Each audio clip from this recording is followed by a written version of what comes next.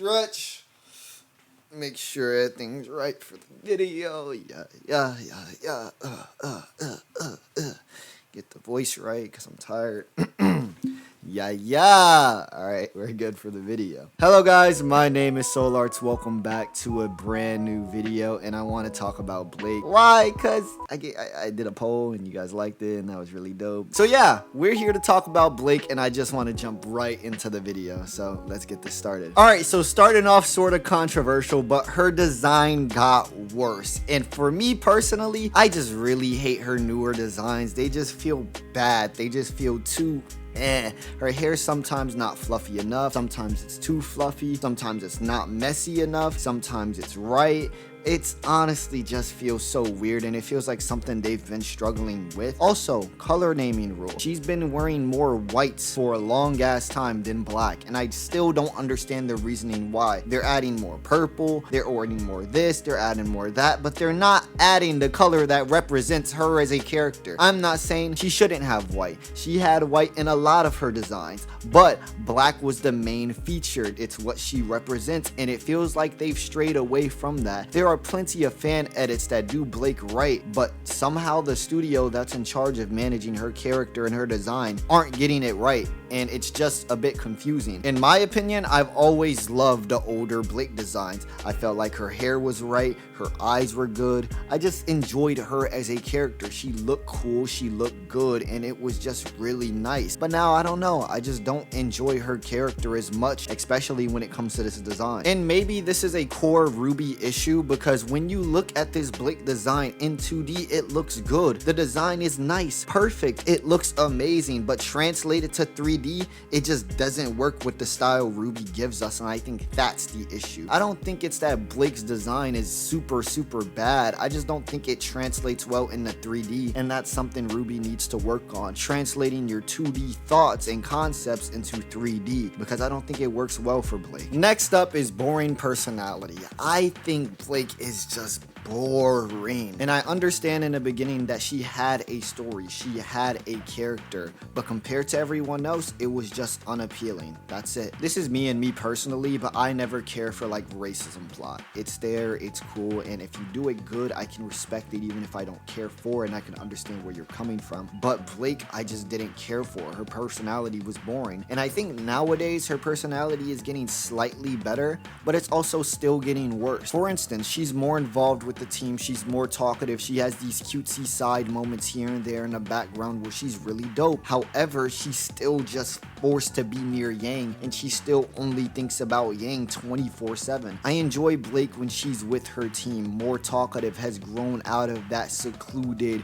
gloomy personality. Well, I shouldn't really call it gloomy, I should say silent, but I enjoy that more. I enjoy when she's more talkative. She's not the most super talkative, but she's there in the background helping out and being nice. But when she's near Yang, it's just Yang, and that's where her personality just becomes boring, because you're just attracted to this character, and that's your one character trait. I need you to blossom as your own character and be your own character. I'm not saying the silent type is always boring. There are many people in anime and media that are silent and are very cool. I just didn't like Blake back in the beginning. I enjoyed some of her growth, and then it feels like she's reverting back now that she's just hyper focused on Yang. Okay, so let me sit here and try to say this with the most playfulness but also seriousness I can. Let's talk about Blake's story. Blake is a character that was born in Menagerie, a wealthy part of Menagerie, by the way. She wishes to leave her home to help the White Fang. This is a good cause. You want to protest for faunus. After a few years of helping the White Fang, you see them turning into a terrorist organization, and you say, hey, I'm not with that. So you leave, but you also help, but you leave, but you also help in some of the mission. Finally, you fully leave and you go to Beacon Academy. You run away. You get partnered with Weiss, and Weiss says some racist shit, so now you stand up for White Fang. Good. You wish to fight Roman and ask, yo, why are you teaming up with a human using that faunus card? I get it. However, I must add, you only seemed interested in this because of Sun, because he came, questioned you, things like that. But we'll get to that later. Fast forward, you lose to Adam. You then say, hey, I lost lost to Adam. My team's struggling. Deuces. I'm going back home to Menagerie. I'm running away. Sun follows you to find what is up. You're like, yo, what the hell? Y'all chill back at his place, and then you realize the White Fang is there. You think about, oh man, how could this happen? And then Sun is like, yo, what are you doing? The White Fang is right here. We should do something about it, shouldn't we? I mean, isn't that your story? Why am I helping you with your story? Why are you trying to avoid this? Bro, go take accountability. And reluctantly, she fights the White Fang, meets up back with her team, la-di-da-di-da, and they kill Adam. So then tell me why, right? Tell me why you go to Atlas, a place that is known for racism, and you don't do a damn thing about faunus. Let me remind you, they were in Atlas for volume 7 and 8. 2 volumes, and you didn't help one faunus there? I don't remember a scene where she helped the faunus. How are you in the place where you see bad things happening to faunus, and your character is centered around being a faunus and having pride of the faunus, and then you don't help faunus? How is it that your character talks about helping faunus oppression, yet when it gets hard, you run away? How is it that you talk about being a faunus and knowing the struggle, but your house and your wealth is probably better than most faunus? And I get it, right? It's Menagerie, so it's not really a big part of the land. After all, they were just put there, left there, practically gave some land and said, all right, bro, you got it. But your family still own a large part of land. Your family is still big. Your family is still wealthy. And I get it. You ran away from that. You came a part of the struggle just to run back home. I don't get it. I don't get it. What is this character? And this is why I have a issue with Blake. It's her story. You wish to sit here and say, I love faunus. I do everything for faunus. Yet you don't do everything for faunus. It's like your friends, aka Sun, has to inspire you. Yo, go do something for faunus. For you to sit here and say, I'm gonna go do something for faunus, and then you go do something for faunus, and then when you lose or things go bad, you run away just for somebody to come back and bring you back to the source of, yo, do something for faunus, and you to say, I should do something for faunus. And it really irks me in volume 9 when she sits here and says this dumbass line. My friends, my culture, I belong to them just as much as they belong to me. To give that all away wouldn't be simplicity.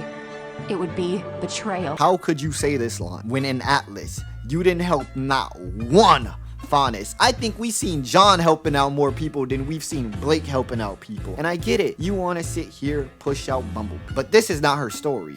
Yang isn't helping her story. Could she? Yes, but you're not writing it for that. So, with that being said, they ain't doing shit together. They ain't doing anything, and Blake's character is continuing to deteriorate. Listen, and in the most seriousness, strip away the undertones, strip away the funniness, the jokes, the la-di-da-di-da this. I've always viewed Blake as a boring character.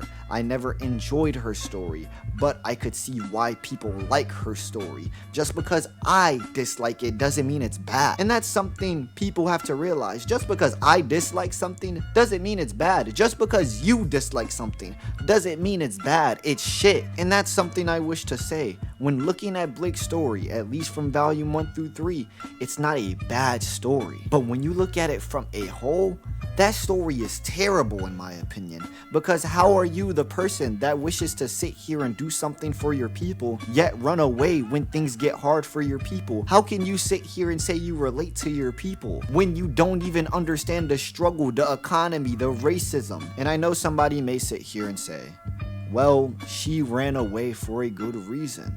It's a terrorist organization. Do you wish for her to support terrorism? I never said that, and I never encouraged that. But I'm saying there are more ways to help faunus. There are more ways to show your care, your appreciation, your love, your dedication, yet you don't. And before anyone comes in and says, well, Blake has moments where she reacts to certain things and or phrases, they have to have an importance to it, a subtlety to it. I'm not saying Blake has to sit here and talk about faunus for every episode, but at least give her some sort of focus, whether it's small, whether it's big. You have to give her something, because if you don't give her something, it looks like nothing. But yeah, I love you guys. I'll see you guys in the next video. Sorry for the slight Blake rant at the end there, but had to just mention it. And yeah, hope you enjoyed the video. Check out Neo Soul if you haven't, and peace.